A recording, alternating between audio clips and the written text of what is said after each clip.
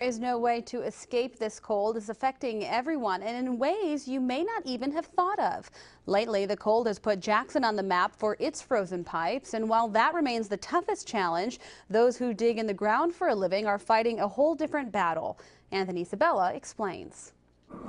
So this is a grave thawer. It's a contraption that looks like it came straight out of a science fiction film.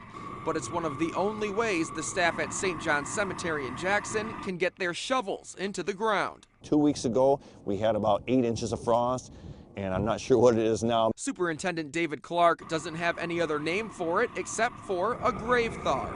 The way a grave thawer works is pretty simple. Basically, the cemetery uses a propane tank to heat this torch, which in turn heats this metal basin behind me, defrosting the ground inch by inch.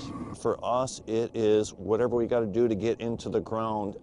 With it being so cold, a lot of times we can jackhammer, but I don't like the guys out so much. When it's this cold, it's not safe for anyone to be outside.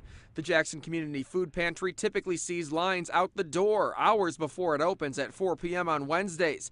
Lately, they've been opening up the waiting rooms early. As soon as we feel that we can handle the people inside, our captain will make a decision on whether they want to open the doors and let people come in, have a seat, warm up before we start giving out the food. But the biggest challenge from the cold remains frozen water lines.